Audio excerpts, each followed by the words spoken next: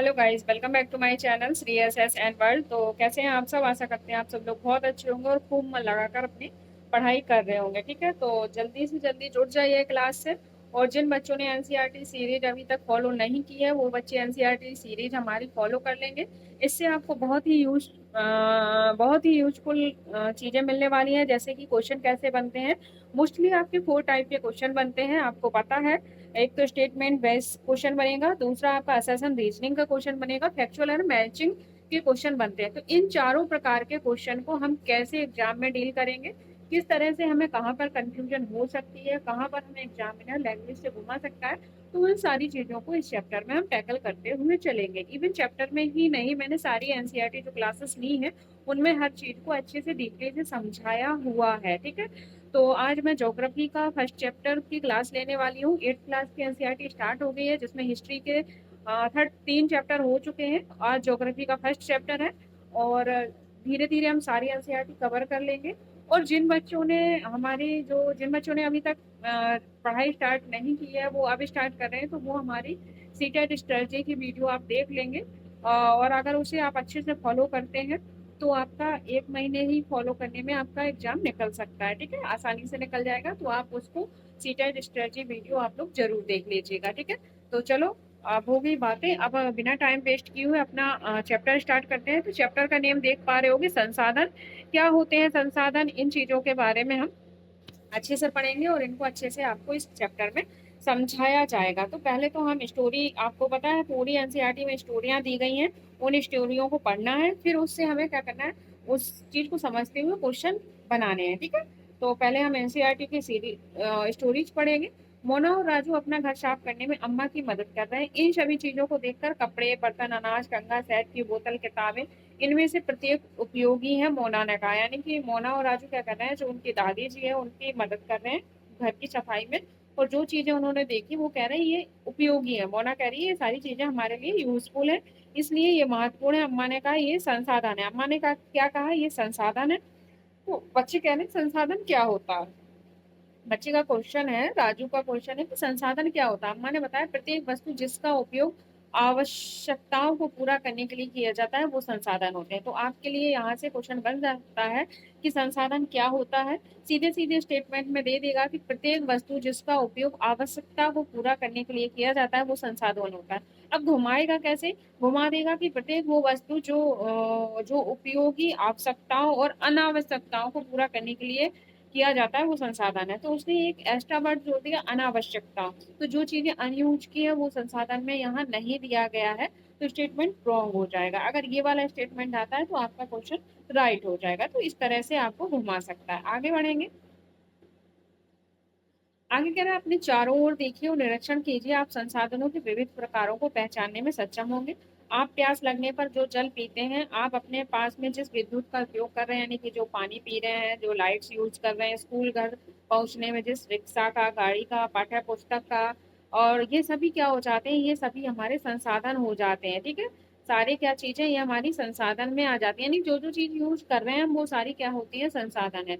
आपके पिताजी ने आपके लिए नाश्ता तैयार किया, उन्होंने जिन ताजी सब्जियों का उपयोग किया है वे भी एक क्या हो जाती है, संसाधन। यानी कि जिन चीजों का सब्जी का यूज, सीधी बात ये है कि जिस जिस चीज का यूज हम करते हैं वो सारे हमारे संसाधन हो जाते हैं। ठीक है, आगे बढ़ते हैं।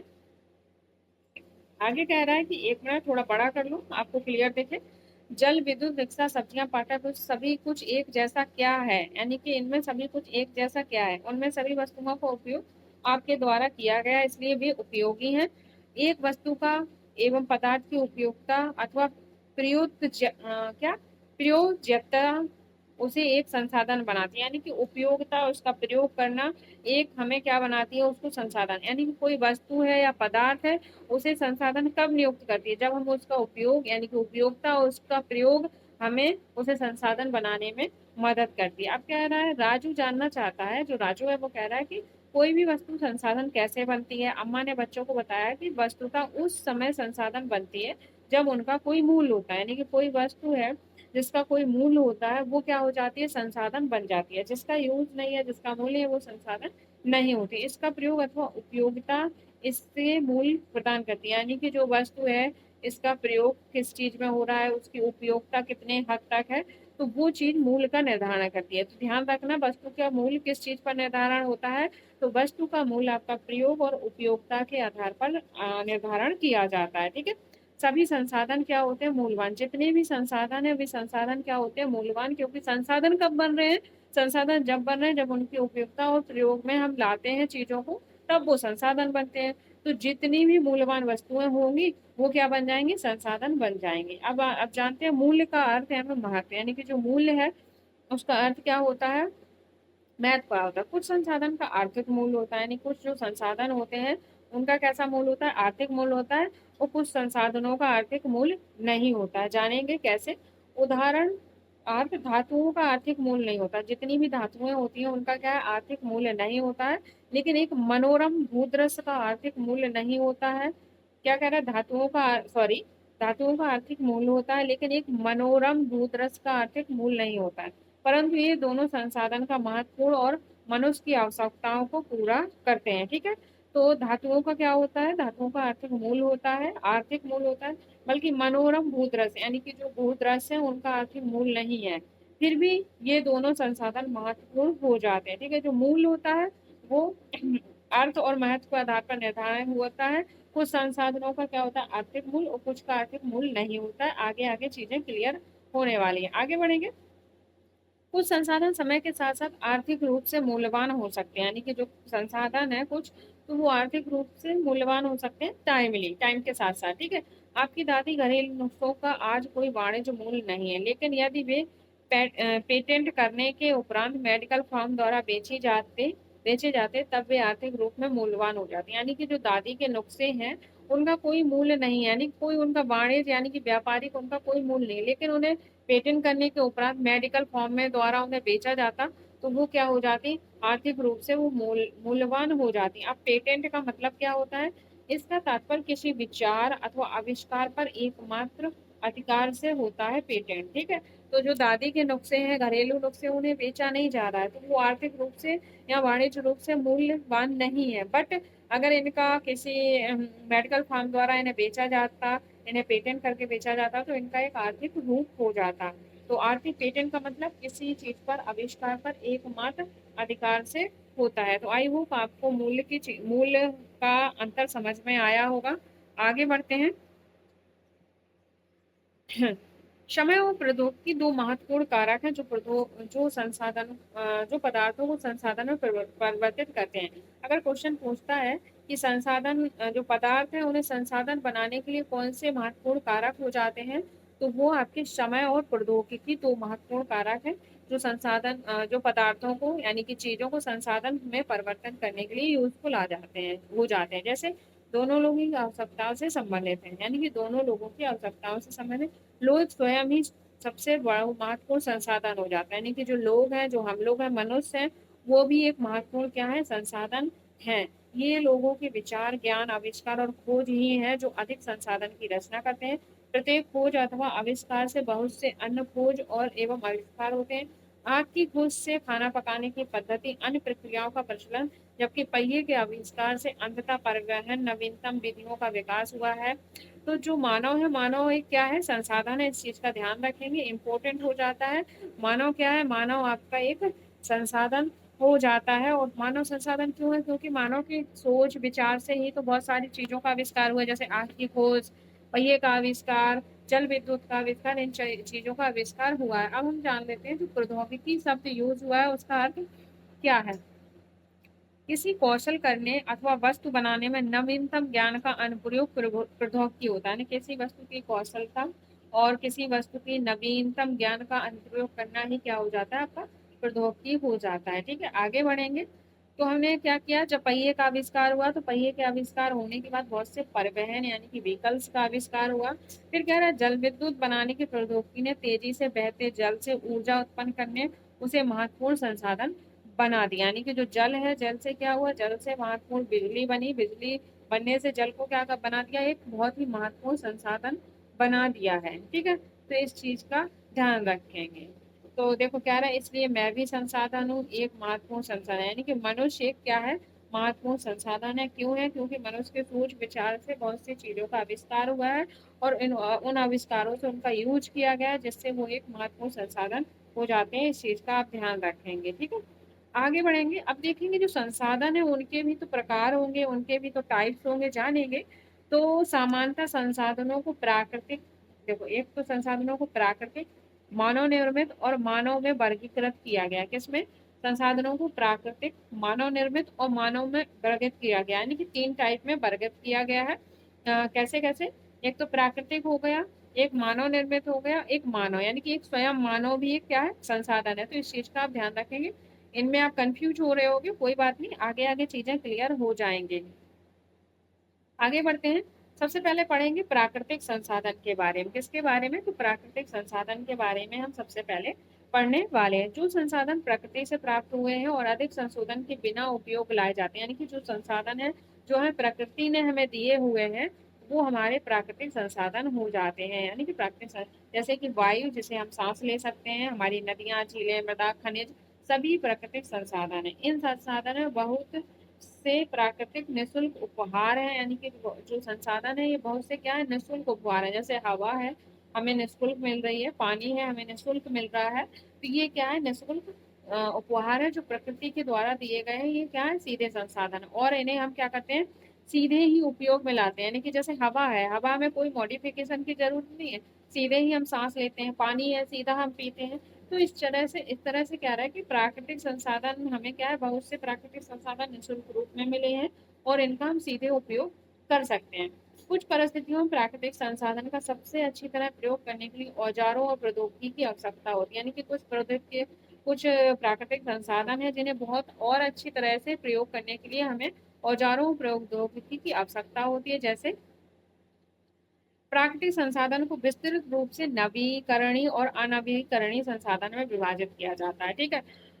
जैसे कि आपका डीजल पेट्रोल है, हमें प्राकृतिक रूप से प्राप्त होता है, पर इसे हमें क्या करना पड़ता है? मॉडिफिकेशन करनी पड़ती है, इसमें कुछ चीजें और अच्छा बेहतर बनाने के लिए इन्हें यूज करना पड़ता है, ठीक है। जो प्राकृतिक संसाधन है वो 2 प्रकार के होते हैं, ध्यान से सुनना। प्राकृतिक संसाधन आपके 2 प्रकार के होते हैं। एक तो हो जाता है आपका नवीकरणीय, कौन कौन सा? एक नवीकरणीय हो जाता है और दूसरा आपका अनवीकरणीय हो जाता है। इस चीज का ध्यान रखेंगे। अब नवीकरणीय संसाधन क्या होते हैं जानेंगे अच्छे से, ठीक है। तो नवीकरणीय संसाधन देखते हैं, वे संसाधन जो शीघ्रता से नवीकृत अथवा पुनः पूरित हो जाते हैं। यानी कि नवीकरणीय साधन वो होते हैं जैसे हमने इधर यूज किया, उधर वो दोबारा उत्पन्न हो गए, वो नवीकरणीय संसाधन होते हैं। इस चीज का आप ध्यान रखेंगे, ठीक है। क्या? जो शीघ्रता से नवीकृत अथवा पुनः पूरित हो जाते हैं। इनमें से कुछ असीमित होते हैं, यानी कुछ तो असीमित होते हैं और उन मानवीय क्रियाओं का प्रभाव नहीं होता। जैसे सौर और पवन ऊर्जा। सौर और पवन ऊर्जा किसका उदाहरण है? तो नवीकरणीय संसाधन का उदाहरण है। आप इस चीज का ध्यान रखोगे, ठीक है। और जो सौर और पवन ऊर्जा है, इन पे क्या होता है? इन पे मानवीय क्रियाओं का प्रभाव नहीं पड़ता है, यानी कि मानव इसमें कुछ नहीं कर सकता। लेकिन फिर भी कुछ नवीकरणीय संसाधन जैसे जल, मृदा, वन, लापरवाही से किया गया उपयोग उनके भंडार को प्रभावित कर सकते हैं। जल असीमित नवीकरणीय संसाधन प्रतीत होता है, फिर भी जल की कमी और प्राकृतिक जल स्रोतों का सूखना आज विश्व के भागों में एक बड़ी समस्या बन गया है। यानी कि नवीकरणीय में आपका सौर और जो, ध्यान से सुनना, नवीकरणीय संसाधन में जो सौर ऊर्जा है, पवन ऊर्जा है, वो एक नवीकरणीय संसाधन है। पर इनमें क्या होता है? इनमें मानवीय क्रियाओं का प्रभाव नहीं पड़ता। जो मानव काम कर रहा है उनका प्रभाव इन नवीकरणीय संसाधन में नहीं पड़ता। कौन कौन सी? सौर और पवन ऊर्जा है। फिर बात करता है नवीकरणीय संसाधन क्या है आपके?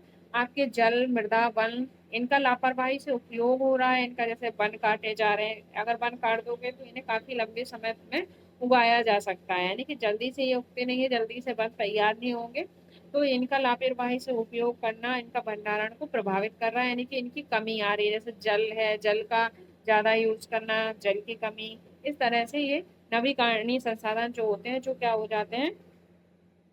इनके ज्यादा यूज से क्या होती है? इनमें कमी आ जाती है, ठीक है। अब अनवीकरणीय संसाधन, नवीकरणीय संसाधन जो शीघ्रता से नवीकृत तथा पुनः पूरित हो जाए, ठीक है। आगे बढ़ते हैं, अनवीकरणीय संसाधन क्या होते हैं जानेंगे। वे संसाधन जिनका भंडारण क्या होता है? सीमित होता है, यानी कि जिनका भंडारण सीमित होता है, जो दोबारा उत्पन्न नहीं हो सकते हैं, वो क्या होते हैं? अनवीकरणीय संसाधन है। मतलब भंडार के एक बार समाप्त हो जाने के बाद उनके नवीकृत अथवा पुनः पूरित होने में हजारों वर्ष लग जाते हैं।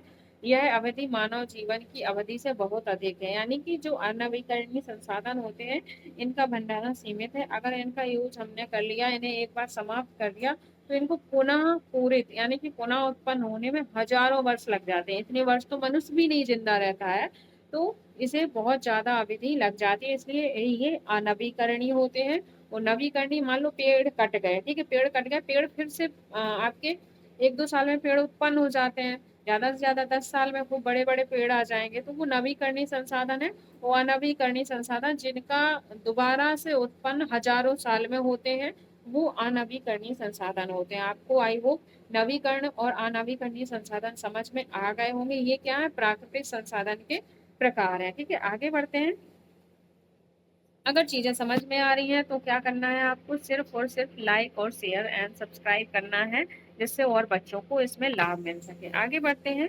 इस प्रकार के संसाधन क्या कहलाते हैं, अनवीकरणीय संसाधन कहलाते हैं। जैसे आपका कोयला, पेट्रोलियम, प्राकृतिक गैस इनके उदाहरण है। ठीक है, कोयला है, कोयला ये तो है नहीं कि आज खत्म हुआ कल खदान उत्पन्न हो जाएगी, नहीं, हजारों साल में इनका उत्पन्न होती है। ठीक है, प्राकृतिक संसाधन का वितरण भूभाग, जलवायु, ऊंचाई जैसे अनेक भौतिकी कारकों पर निर्भर है। यानी कि जो प्राकृतिक संसाधन है, इनका वितरण, इनका बंटवारा भूभाग पर, जलवायु पर और ऊंचाई जैसे कारकों पर निर्भर करता है।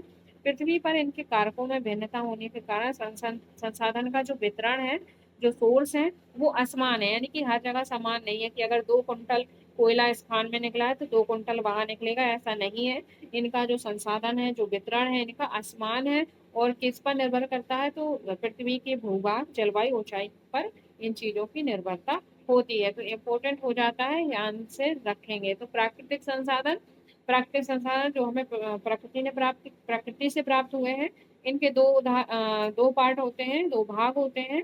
एक नवीकरणीय, एक अनवीकरणीय। नवीकरणीय जिनका यूज करते हैं और ये दोबारा से उत्पन्न हो जाते हैं जल्द, 10-20 साल, 30 साल, 40 साल में उत्पन्न हो जाते हैं। बट अनवीकरणीय संसाधन क्या होते हैं, एक बार समाप्त होने के बाद इन्हें सदियों लग जाते हैं, हजारों 2000 वर्ष लग जाते हैं दोबारा उत्पन्न होने में। इनके उदाहरण हमने आपको बता दिए हैं। अब देखेंगे संसाधन और भंडारण क्या होता है। संसाधन और भंडारण किसे कहते हैं, यह उपयोग के लिए संसाधन की उपलब्धता की क्या होती है, मात्रा होती है। जो भंडारण है, यानी कि हम भंडारण, कितना आपका भंडारा है, कितने आपका भंडार है। भंडार मतलब जो चीजें हमने एकत्रित की हैं, उनकी मात्रा होती है, आप लोग जानते होंगे। ठीक है, आओ बढ़े आगे।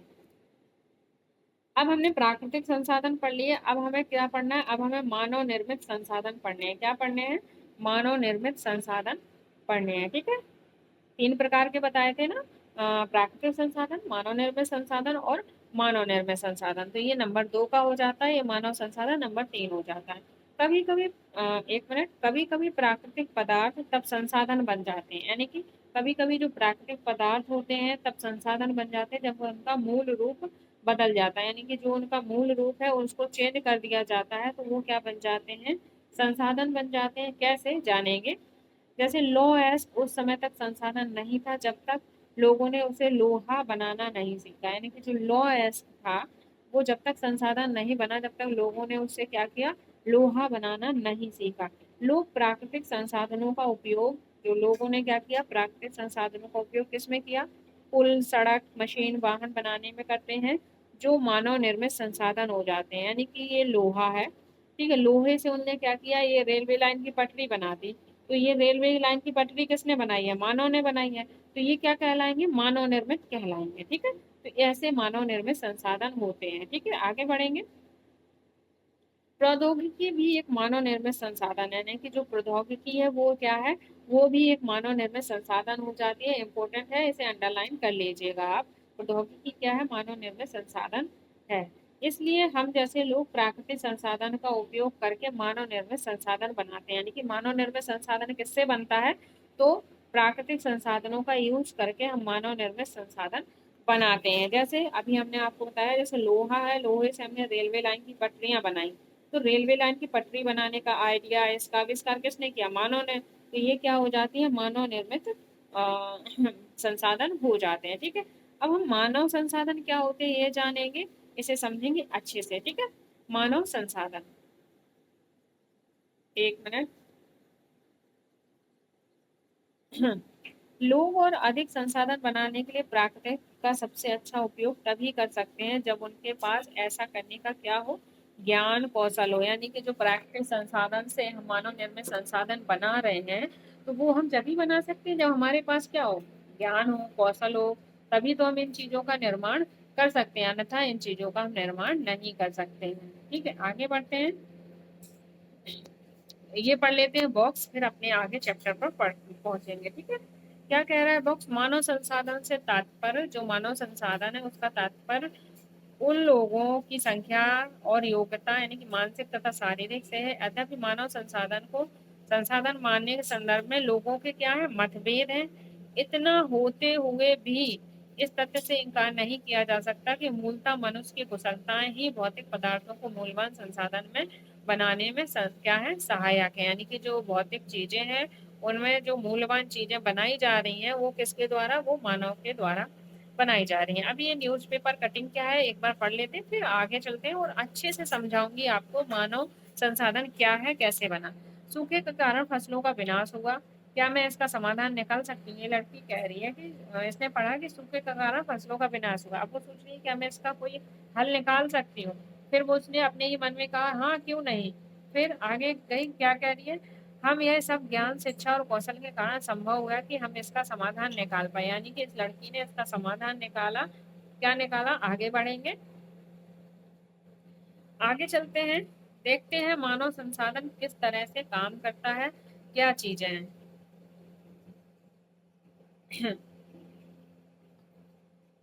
देखते हैं, इसलिए मनुष्य एक विशिष्ट प्रकार का संसाधन है। जो मनुष्य क्या है, मनुष्य एक विशिष्ट संसाधन है, क्योंकि मनुष्य के पास अगर ज्ञान कौशल है तो बहुत सी चीजों को वो मूल्यवान उपयोगी बना सकता है। जब चीज मूल्यवान और उपयोगी बन जाती है तो वो क्या हो जाती है, एक संसाधन बन जाती है। तो मनुष्य भी एक क्या हो जाता है, विशिष्ट प्रकार का संसाधन हो जाता है। जैसे लोग मानव संसाधन है, लोग क्या है, लोग मानव संसाधन है। शिक्षा और स्वास्थ्य लोगों को बहुमूल्य साधन बनाने में मदद करती है। ठीक है, तो अगर क्वेश्चन बन जाता है कि लोगों को बहुमूल्य संसाधन बनाने में कौन मदद करता है, तो वो होता है शिक्षा और स्वास्थ्य। ठीक है, अधिकांश संसाधनों के निर्माण में समर्थन समर्थ होने के लिए लोगों के कौशल और सुधार करना मानव संसाधन का विकास कहलाता है। यानी कि कोई चीज का निर्माण हो रहा है, उनमें किसी चीज का सुधार करना ही क्या कहलाता है, मानव संसाधन का विकास कहलाता है। तो एक बार मैं फिर से सारी चीजों को रिकॉल करवाती हूँ।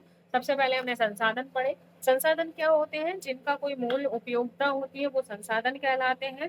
ठीक है, फिर हमने पढ़ी संसाधन के प्रकार, प्राकृतिक संसाधन, मानव निर्मित संसाधन और मानव संसाधन है कि स्वयं एक मानव संसाधन। प्राकृतिक जो हमें प्रकृति से मिले हैं, और प्राकृतिक में दो संसाधन है, नवीनीकरण और अनवीनीकरणीय। ठीक है, फिर हमने पढ़े मानव निर्मित संसाधन, यानी कि लॉयस्क है, लॉयस्क की खदान है, यानी कि लॉ की खदान है, उसकी कोई उपयोगिता नहीं है। फिर मनुष्य ने क्या किया, उस लॉयस्क से लोहा बनाया, लोहे से हथौड़े, रेलवे लाइन वगैरह बनाई। तो रेलवे लाइन वगैरह कैसे बन रही है, मनुष्यों के द्वारा बन रही है, तो वो मानव निर्मित हो जाती है।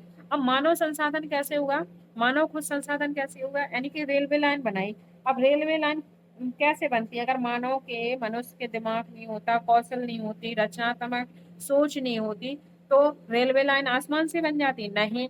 तो मनुष्य के द्वारा जो ज्ञान कौशल का यूज होता है वो क्या कहलाता है, वो आपका मानव संसाधन कहलाता है। तो आई होप आपको चीजें चीजें क्लियर हो गई होंगी। आगे बढ़ते हैं, संसाधन का संरक्षण। संसाधन संरक्षण क्या है जानेंगे। मोना ने एक बुरा स्वप्न देखा, उसने देखा कि पृथ्वी पर सारा जल क्या है, सूख गया। एक मोना नाम की लड़की है, वो स्वप्न में देख रही है कि पृथ्वी में जितना जल है वो सारा क्या हो गया, सूख गया है। सारे पेड़ कट गए, वहां पर ना तो छाया ही थी ना ही कुछ खाने के लिए था। लोग परेशान हो रहे थे, चारों तरफ क्या था, भोजन और छाया की तलाश में निराश घूम रहे थे। उसने अपनी माँ को सपने के बारे में बताया। उसने पूछा अम्मा क्या ये सच हो सकता है, यानी कि ये जो पेड़ कट रहे हैं, सूखा हो रहा है, ये सच हो सकता है? हाँ, अम्मा ने उत्तर दिया, हाँ। यदि हम नवीकरणीय संसाधन के प्रति सतर्क नहीं रहे तो बहुत ही दुर्लभ हो सकते हैं, और अनवीकरणीय संसाधन निश्चय ही समाप्त हो सकते हैं। यानी कि अगर हम नवीकरणीय संसाधन जो हमें प्रकृति से मिलेंगे, जो अनवीकरणीय संसाधन जो हमें प्रकृति से मिले हैं, इनके प्रति अगर हम सचेत नहीं होंगे, इनका यूज अच्छे से नहीं करेंगे, जब ज्यादा ही जरूरत है तब इनका यूज करना, अगर इनका यूज अंधाधुंध करेंगे तो ये सारी चीजें समाप्त हो जाएंगी। और जो मोना ने सपना देखा है वो क्या हो जाएगा, सच हो जाएगा। राजू ने पूछा हम इसके लिए क्या कर सकते हैं। बहुत कुछ, अम्मा ने उत्तर दिया। आप अपने दोस्तों से बात क्यों नहीं करते? क्या है देखेंगे।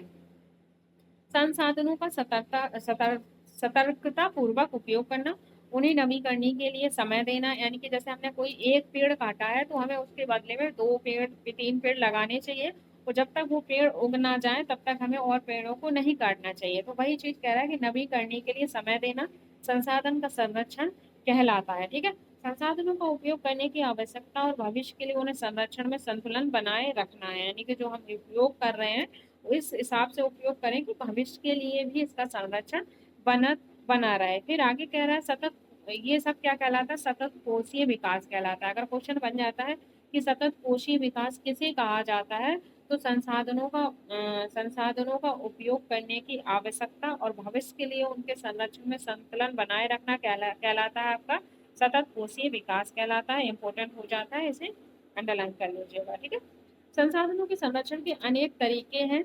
प्रत्येक व्यक्ति उपभोग को कम करके वस्तुओं को पुनः चक्रण और पुनः उपयोग द्वारा योगदान दे सकता है, यानी कि जो प्रत्येक व्यक्ति संरक्षण के अनेक तरीके, जैसे कोई व्यक्ति है उसने चीजों का उपभोग यानी कि यूज किया, यूज करके उन्हें कम कर दिया और उन्हें पुनः चक्रण और पुनः उपयोग द्वारा योगदान, यानी कोई पेड़ काटा फिर हमने उस पेड़ को एक पेड़ उसकी जगह 2 पेड़ लगा दिए, उनका पालन पोषण किया, तो वो पुनः चक्रण हो जाएगा। ठीक है, आगे बढ़ेंगे। अंततः यह एक विभिन्नता बनाता है, क्योंकि सभी जीवन एक दूसरे से जुड़े हैं। उस शाम बच्चों और उनके मित्रों ने पुराने समाचार पत्रों, व्यर्थ वस्तुओं तथा बांस की डंडियों से लिफाफे और खरीदारी के लिए थैले बनाए। मोना ने कहा हम इन वस्तुओं में से कुछ वस्तुओं उन परिवारों को देंगे जिन्हें हम जानते हैं।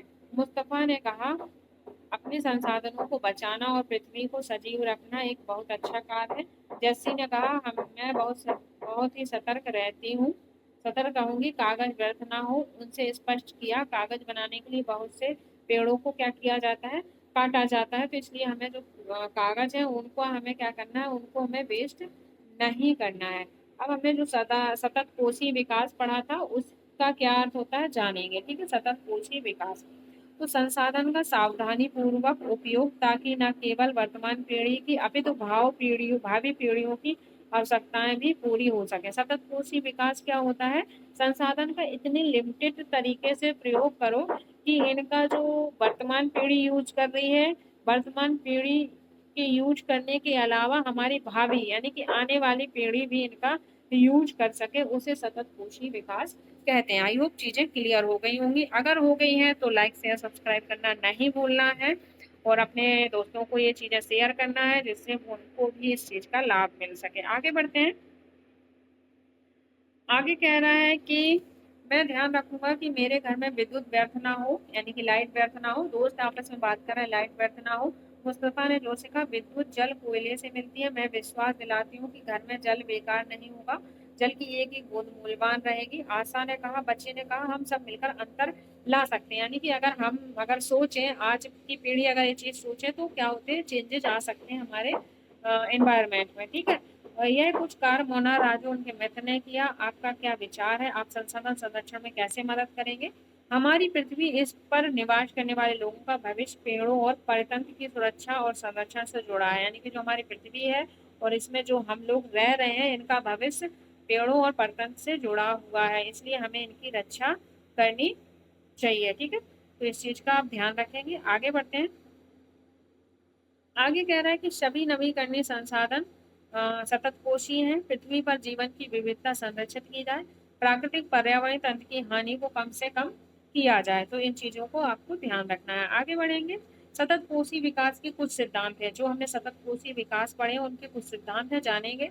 जीवन के सभी रूपों का आदर और देखभाल, यानी कि जीवन के जो सभी रूप है उनका आदर और देखभाल होना चाहिए। मानव जीवन की गुणवत्ता को बढ़ाना, मानव के जीवन की गुणवत्ता बढ़ाना। आगे बढ़ेंगे। आगे कह रहा है कि पृथ्वी की जीवन शक्ति और विविधता का संरक्षण करना, फिर पृथ्वी संसाधन के ह्रास को कम से कम करना, पर्यावरण के प्रति व्यक्तिगत व्यवहार और अभ्यास में परिवर्तन करना, समुदाय को अपने पर्यावरण की देखभाल करने योग्य बनाना। तो ये सतत कोशी विकास के सिद्धांत है। इन सिद्धांतों को आप पढ़ लीजिएगा, अच्छे से पढ़ लीजिएगा, क्या पता इससे भी क्वेश्चन एग्जामिनर पूछ ले। ठीक है, तो हमें इन चीज़ों को पढ़ते हुए चलना है। तो ये सारी चीज़ें आज हमने पढ़ी हैं। एक बार मैं मोटे मोटे तौर पे आपको सारा रिकॉल करवा देती हूँ। सबसे पहले हमने पढ़ा क्या है, वो संसाधन है। क्या पढ़ा, संसाधन हो। संसाधन कितने प्रकार के होते हैं, 3 प्रकार के होते हैं। आपका एक प्राकृतिक संसाधन होता है, एक मानव निर्मित संसाधन होता है, एक खुद मानव संसाधन होता है। प्राकृतिक 2 प्रकार के होते हैं, नवीकरणीय और अनवीकरणीय। ठीक है, नवीकरणीय जो 10-20 साल में या दोबारा उत्पन्न हो सकते हैं, जल्दी समय में, ज्यादा इनका दोबारा उत्पन्न होने में ज्यादा समय नहीं लगता, वो नवीकरणीय है। अनवीकरणीय जो हजारों साल सदियों में उत्पन्न होते हैं, वो अनवी मानव निर्मित। जो मानव द्वारा चीजें बनाई गई है वो मानव निर्मित है।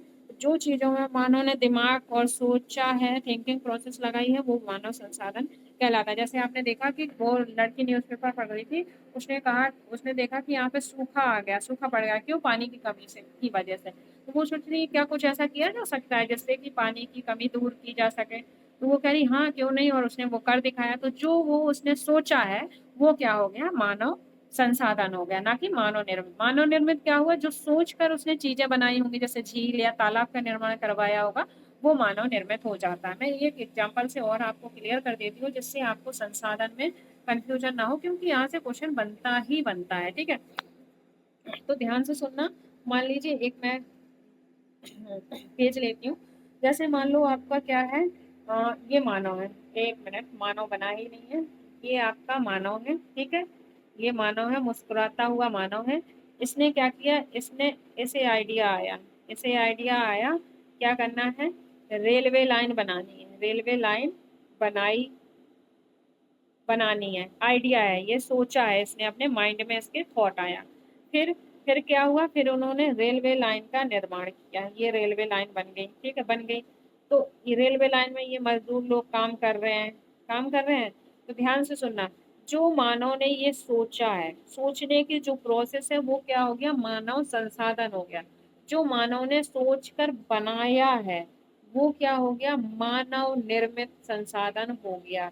तो आई होप चीजें क्लियर हो गई होंगी कि यानी कि मानव संसाधन और मानव निर्मित संसाधन क्या होता है। ठीक है, अब इसी से मैं और चीज रिलेट कर सकती हूँ। प्राकृतिक संसाधन, मान लो जो लॉ अयस्क था, ठीक है, जो ये रेलवे पटरी बनी वो किससे बनी होगी, लॉ अयस्क से बनी। किससे, लॉ अयस्क।